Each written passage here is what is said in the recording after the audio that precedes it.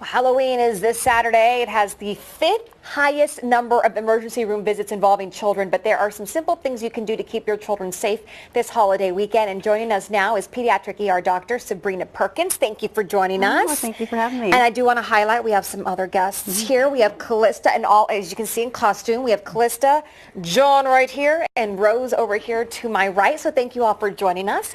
Sure. So first of all, what's the number one thing you see coming into the ER for Halloween? Well, probably the most common thing we see are children being struck by vehicles. It's actually twice the number of kids will come in on Halloween from about 4 p.m. to 10 p.m. because they've been struck by vehicles. Now, would that be scary then if you're like my friend John here and you're dressed in all black? What should John do to make sure that he's safe out there trick-or-treating? Well, sure, absolutely. You want to make sure that your drivers are going to be able to see them. So put anything that's reflective, reflective tape, reflective bracelets would be a nice thing. They actually have the glow sticks now that you can hang around their necks. So all those are kind of great ideas so that your children are visible. I mean, it turns out the drivers, as it gets darker, it doesn't have to be completely dark, their vision will actually go down with a little bit of time. So it's the best way to kind of keep your kids safe. Yeah. And what about costumes? I mean, are there costumes that are safer than others? Yeah, absolutely. I mean, not only the lighter ones, but if you make a great choice like this, I mean, you can certainly add the reflection. But I think that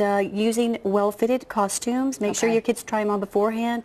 Make sure there isn't anything too long, hems that are too long, they could trip and fall. Same goes with the shoes. Well-fitting shoes so they don't twist their ankles, trip and fall, sustain injuries that way, like fractures, head injuries, and the cute little heels that the girls can wear. Not probably the best choice. Avoid that, perhaps. I know my daughters keep begging me. I'm like, no, you're 4 and 2. I think we'll wait on that for now.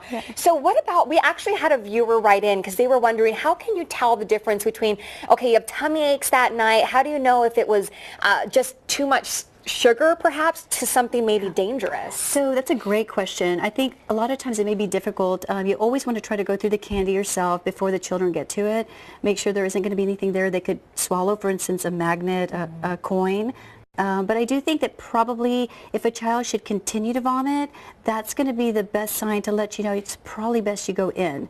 Different if they vomit once, perhaps twice, and then they seem better with time, able to drink some fluids without a problem. But persistent vomiting should be a concern, I think, to a parent that maybe something else has been ingested. That's possible. Right. So we want all of you out to be there to be safe. We do have the number to call if you have any questions regarding your children. 22-NURSE. So that's 226-8773. That's the Methodist Children's Hospital Call a Nurse, basically hotline, if people have questions. But then again, if in doubt, maybe just take your kids in just to be safe. Absolutely. We're more than happy to take care of the kids out there. I mean, we take a privilege, it's a big privilege, I should say, to take care of the kids that are sick in San Antonio. So we are open 24 hours a day, and if you need to call us, that 22-NURSE is the best way to start. They can give you some guidance. All right. On 3, guys, we're going to say trick or treat. Ready? 1, 2, 3. Trick or treat!